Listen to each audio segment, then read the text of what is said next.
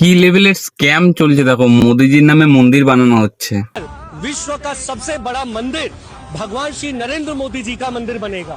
যেই ভগবান থাকতে আমাদের চোখের সামনে স্টুডেন্টরা সুসাইড করছে, যেই ভগবান থাকতে আমাদের পেপার লিক হচ্ছে, যেই ভগবান থাকতে পুলিশ প্যালেট গান চালাচ্ছে স্টুডেন্টদের ওপর,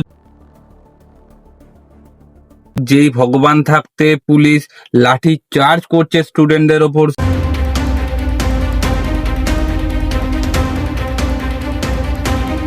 সেই ভগবানকে তারা পুজো করবে। তো এটা স্ক্যাম নয় তো কি?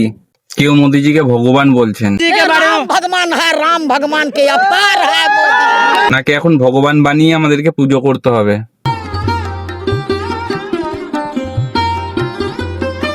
আমাদেরকে কি কোনো ভগবান শিখিয়েছে যে যে জাতি ধর্ম ভেদাভেদ করো, জাতি ধর্ম নিয়ে লড়াই করো?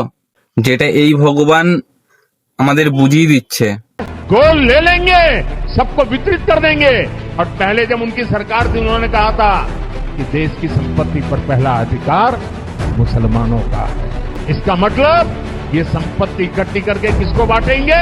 जिनके ज्यादा बच्चे हैं उनको बांटेंगे, घुसपैठियों को बांटेंगे। মনে রেখো, এই ভারতবর্ষের মাটির সবার অধিকার আছে। এই ভারতবর্ষের মাটির জন্য মুসলিমরাও রক্ত দিয়েছিল। শুধু এই ভারতবর্ষ মাটি আমাদের একার হিন্দুদের নয়। তোমরা যত জাতি ধর্ম নিয়ে ভিডিও বানাবে, আমি তোমাদের খিলাফে তত বেশি ভিডিও বানাবো। তোমরা আওয়াজ যত নিচে নামাতে চাইবে, আওয়াজ তত বেশি ওপরে উঠবে, মনে রেখো।